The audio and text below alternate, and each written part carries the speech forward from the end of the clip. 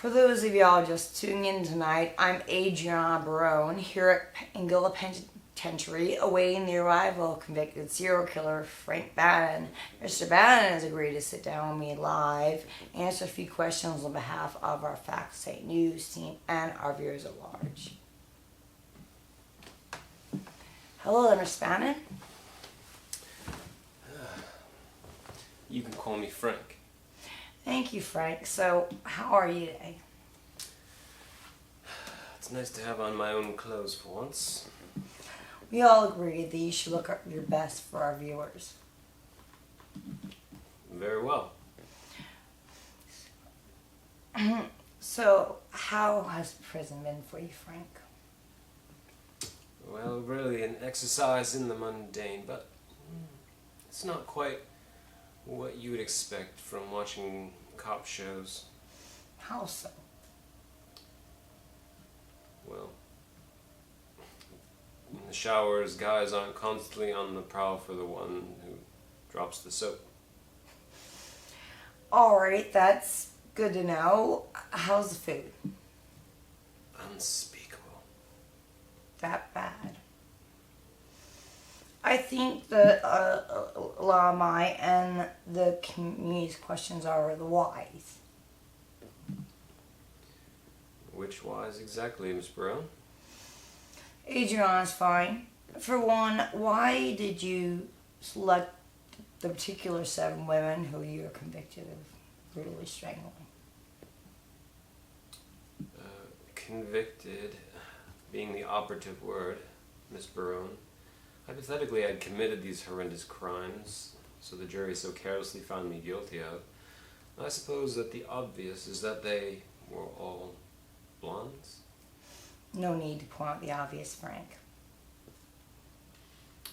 Alright, perhaps the real killer had a personal attraction all his own to each of these seemingly very different women.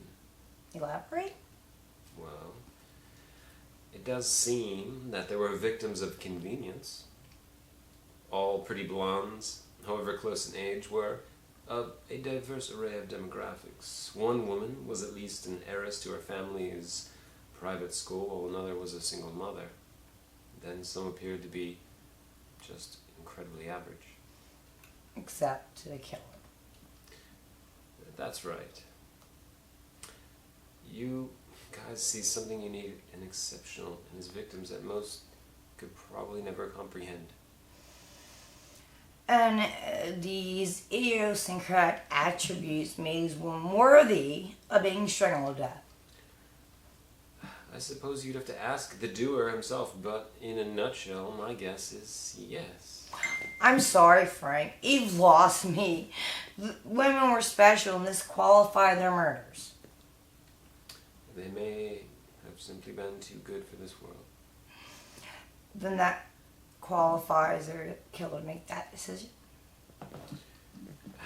He may claim to know religion, delusions of all sorts of grandeur, or maybe he was right.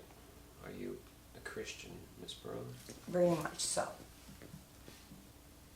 So you accept Jesus Christ as your Savior and everything else in the Bible? What proof do you or your church have to back all that up? The thing is that we will never be certain what is actually out there and what we just choose to believe. Well, it's certainly not just the Bible. It says killing is wrong. However, so many saints and other biblical icons killed many in battle, revolt, and in the name of the law. Mandated murder is still murder, Miss Barrone.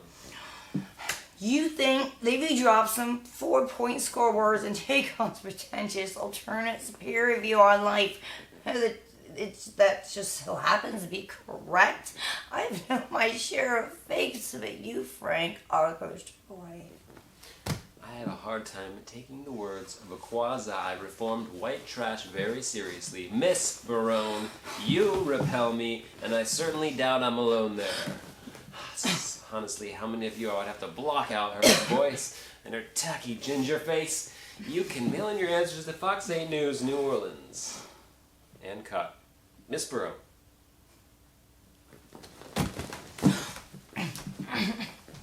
You must see cut sign.